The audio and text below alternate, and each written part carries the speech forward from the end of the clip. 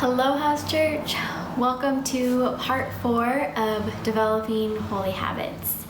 As always, I am so grateful that you are here and that you have been on this journey of reflection and developing holy habits for yourself as a part of creating your own personal rule of life.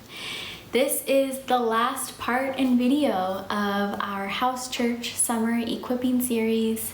I've had a lot of fun teaching this class, going through this process with you, and I really hope that it has been helpful and a spirit-led experience and time of connection for you.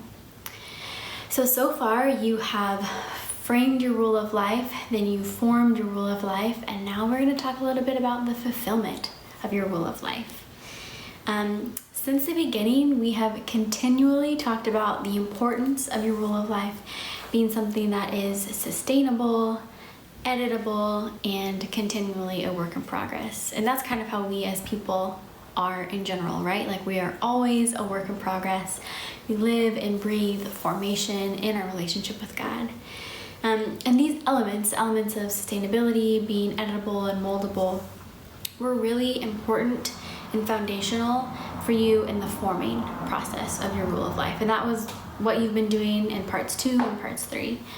But those things are going to be continually important and foundational for you as you lean into the fulfillment and the living out of your rule of life.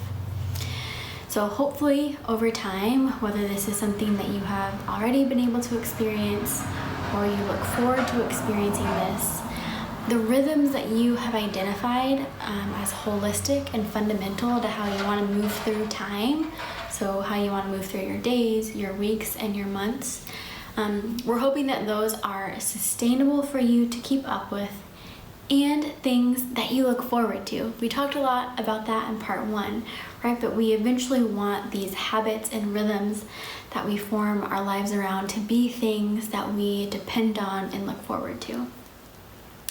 I know that for me, some of the rhythms that I have created and implemented in my morning routine are so life-giving, and I look forward to them so much that I look forward to them when I'm going to bed the night before. And how important my morning is to me actually motivates me to go to bed earlier at a time that allows me to get the right amount of sleep so that I can wake up energized and ready to really engage in those morning time spiritual practices and rhythms that I have set up for myself. So if anything, you see everything that we do, all of who we are is connected. What we do with our spiritual priorities are connected to our relational priorities. Those priorities are connected to our physical priorities, so on and so forth. So that really is why sustainability is key. Now, when I talk about sustainability, what I mean is that your rhythms are things that you can already fit into your life, or that you are able to make it possible to fit in to your day-to-day living. If you notice that one of the priority columns on your rule of life outlines is so full that it takes away time and space for you to be able to do or focus on other priorities in your life, I would encourage you to consider making adjustments to some of those columns so that you can have a holistic approach to the holy habits that you are engaging with. This really then leads to recognizing and remembering that your rule of life is a living document. I love that language of a living document. That means that it is alive and well, and as we know, life means change. So if your rule of life is a living document, it molds and flows with you as you go throughout your life in different seasons. You will go through many different seasons in your life, and you might find that a practice that you have been really loving and dependent on and engaging with for months or maybe years, you might get to a point where that rhythm no longer matches the season of life that you are in, or it doesn't fit with your priorities the way that it used to, and that's okay. So if and when you come to a place where you are feeling the need to make adjustments or edits or changes to your rule of life, my encouragement to you is to take that to prayer and ask the Lord about it. Give yourself grace and allow for changes to be made. I know I've said a little bit of this in every single video, but that's because it's so important that this is a lifelong, moldable process for you as you live and grow in your relationship with God, and as you live and grow in relationship with others. All that being said, there is something else that I really want you to think about as you look to fulfill your rule of life. I want to acknowledge that most of this process you have probably done on your own. And that's how it should be. It's been a lot of reflection, a lot of prayer.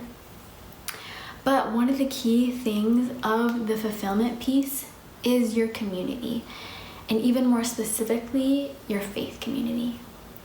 So your personal rule of life is formed, released, and fulfilled through the blessing, encouragement, and support of a faith community. Having a faith community is also a way to have a small group of people, a small group of friends who understand you and affirm your deepest desires, as well as provide the intimacy of transparent, loving, and prayerful accountability. The fact of the matter really is that we were created for relationships and community. We need each other to grow and to become all that God intends for us to become. If you remember back in part 1, part of the reflective work that you did at the beginning was to bring all the things that you were thinking about and praying about, to bring that to your people. This was and is super important because the voices of your community are powerful in reflecting Christ back to us and holding us accountable. Now, as I talk about the importance of a faith community, I'm really talking about two different things. One is having a person or a small group of people who you already trust or who you are actively building trust with so that you can be vulnerable, so that you can ask for help, so that you can ask for prayer, so that you have voices that you trust that can speak truth and wisdom and discernment in and over your life, right? Having that core group of people or persons. This could include a mentor, close friends, or family members, but really it's just having people that you have identified are core to your own development and formation.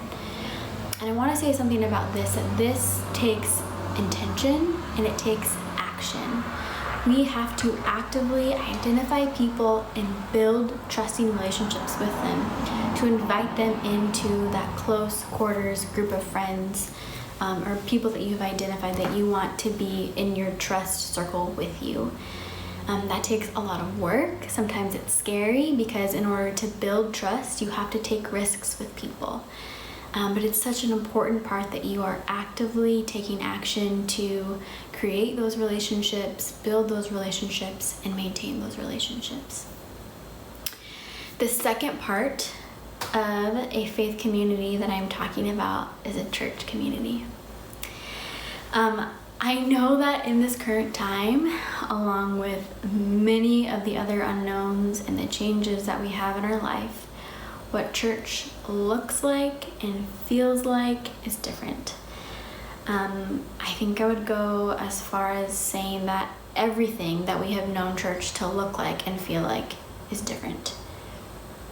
And for me, it's been a really interesting time and opportunity for me to really reflect on the importance of a faith community and how a faith community can still flourish and grow and be fruitful even when we can't physically be together and gather, even when we can't physically be together in worship, even when we physically can't be together in commune with one another. There is still opportunity for growth and fruit and flourishment. Now, as summer comes to a close, and with those of us in the Pepperdine community, we are looking to the fall. We are looking for new ways to connect and do life together.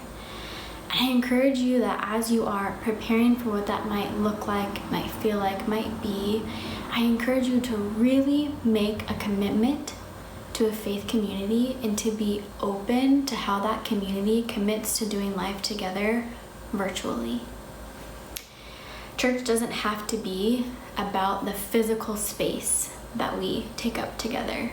Church doesn't have to be about the order that things are done or the sermons that we have or the frequency at which you attend. Church can be about the people who you commit to doing life with, to learning with, to pursuing God with. It can be about the people who you choose to invest in, that you get to know, that you serve alongside, and ultimately people that you pursue the kingdom of God with by continually living your life as an invitation to know and be transformed by the love and relationship that you can have with the Lord. Like that to me is church, the pursuit of truth, doing it in community, serving one another in your community all together. So that being said, I really encourage you to think about those two types of community. Those types of community can be together as well, right? Like your mentor or your closest friends, maybe they're a part of your church community. Maybe you've all committed to the same church home or church body, and that's incredible, but they can also be different. But I really want to encourage you to reflect on and think about who those people are or where those people might be, and to be intentional about seeking out and committing to those groups of people to learn alongside and to do your rule of life with. Share with those people the journey that you have been on in crafting a rule of life. Share with them what you have written down, what you're hoping for, what God has been revealing to you through this process. So I've said it once, and I'll say it again, and probably again and again, we were created for community. We need each other so that we can come to know and be transformed by God. And of course, as always, I am going to leave you with some reflection questions. I hope that these are helpful for you to start thinking about your connection, your commitment, and your involvement with your faith and your church community.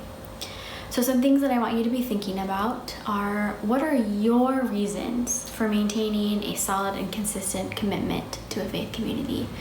I've outlined kind of maybe some general things, but what is it about you and your life and your community specifically that you want to remember and think about and write down?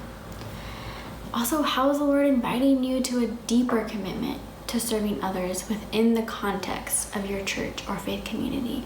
What does that look like for you in this season? What does that look like for you? Where is the Lord inviting you with the house church community?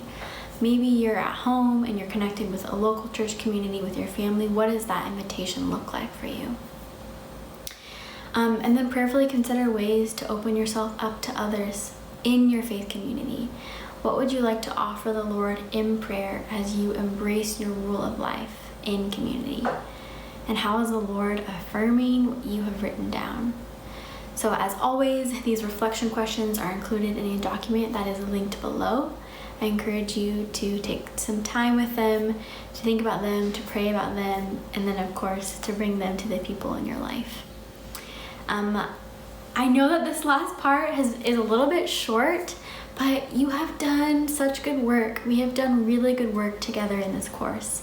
And I am excited for you to live into those habits, to lean into the rhythms that you have prayerfully considered and mapped out, and that you have chosen to be a part of your formation process as you continue to pursue and be transformed by your relationship with God. For House Church, I hope that you look forward to connecting again together in the fall, and that you are open to leaning into our community in a new and different way.